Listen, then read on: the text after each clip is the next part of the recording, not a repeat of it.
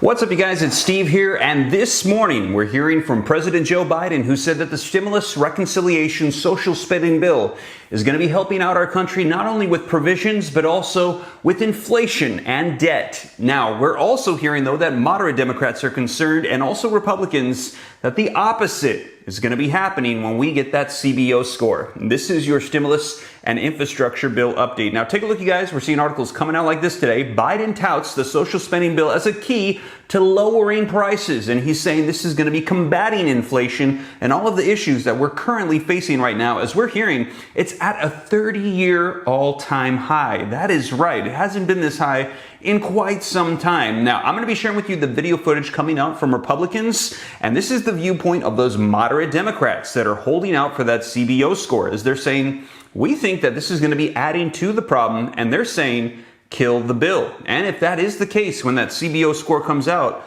will they pass this through, or will the social stimulus reconciliation bill, will it fail? Let me know your thoughts in the comments down below, you guys, but we're going to be awaiting for that. And also, we're hearing, though, that while this is all going on and we're waiting for that score to come out, progressives are starting to become very concerned, because they're saying now that the infrastructure bill has been passed in the House and the Senate, has moved on to the president, and it has been separated from stimulus reconciliation, they're saying they no longer have any leverage whatsoever, and they're simply depending on the word of Joe Manchin, Kyrsten Sinema, and those moderate Democrats to keep their promise and pass stimulus through. And take a look, you guys. AOC fears that Biden's spending bill will be gutted after progressives gave up the infrastructure bill leverage. And I actually shared with you in yesterday's video footage AOC saying that she's concerned and that she doesn't necessarily trust Joe Manchin to keep his word to pass this through. Now, you guys, we're going to be seeing what unfolds here. I'll keep you up to date, but let's take a look at the video footage and these articles so you can know what's going on right now with the social stimulus reconciliation spending bill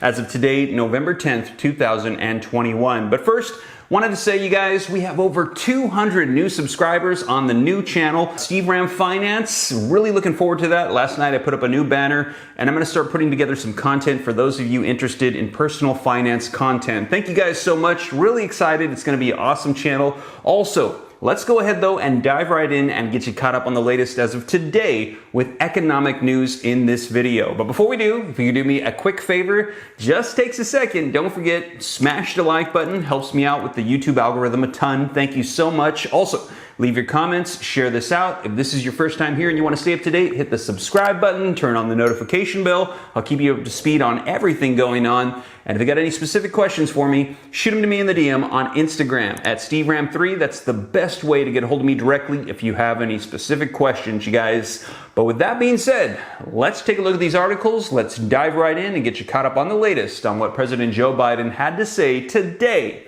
on stimulus reconciliation.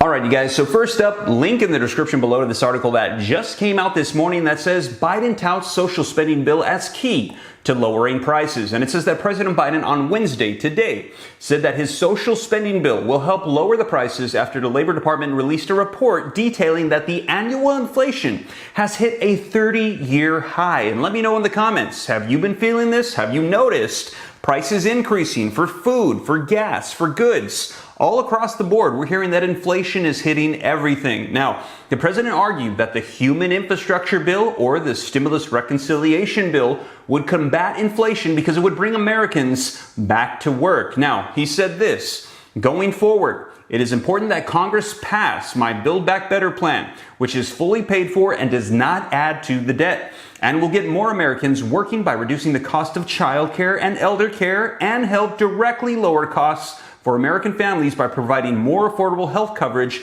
and prescription drugs, alongside cutting taxes for 50 million Americans, including for most families with children, he said in a statement. Now, the Labor Department released data on Wednesday, today, that showed consumer prices grew far faster than expected in October. The Consumer Price Index, which tracks inflation for a range of staple goods and services, rose 0.9% last month and 6.2% in the past 12-month period ending in October, which is the highest rate in U.S. in the last 30 years. So there you have it. Let me know your thoughts in the comments down below, as President Joe Biden is saying this bill is going to help combat that it's going to be paid for. But we're also hearing that moderate Democrats and Republicans are not so sure about that, and they think that CBO score is going to reveal that this is actually going to be adding to the nation's debt. Now, let's take a look at this video footage that came out, and we're going to be hearing the Republican perspective on this. Let's go ahead and take a look.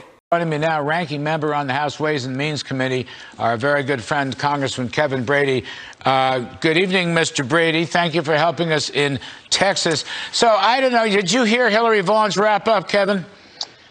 Yeah, there's a couple things going on here. One, I predict that the tax increases from the tax and spending bill will wipe out any economic growth from the infrastructure. I think America will become a net loser economically from those two bills. But secondly, I predict the CBO will not come back showing that the tax and spend bill is paid for. I think the IRS numbers will fall far short. The drug pricing numbers may do that as well.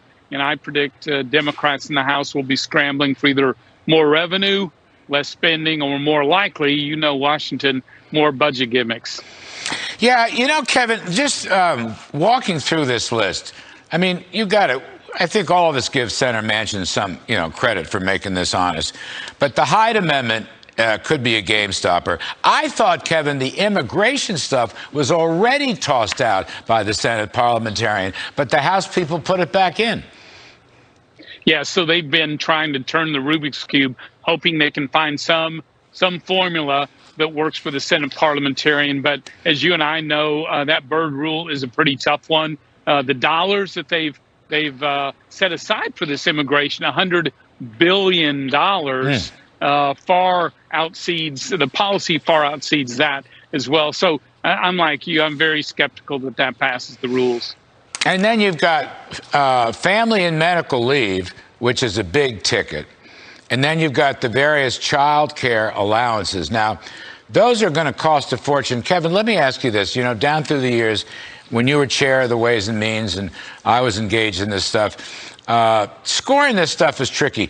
The CBO, do you think they're just going to score these big entitlements like for 1 year or 3 years, or will they run their own policy baseline out 10 years to tell the real truth? Yeah, as you know, when they're putting the baseline together, they tend to assume that spending will continue in the baseline for the full 10 years, but tax cuts will expire. It's something we've always disagreed with. But if they continue with that approach, they've got to give more of a true estimate. And I think from that standpoint, this tax and spending bill is a deficit blowout. And I say that because if you just look at the tax portions of this bill, this massive spending bill, the first year is really the true cost.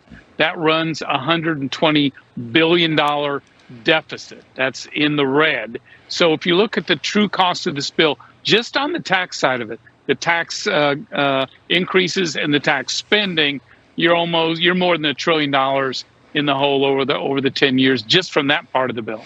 Yeah, and of course, Penn Wharton Business School scored it at $4 trillion.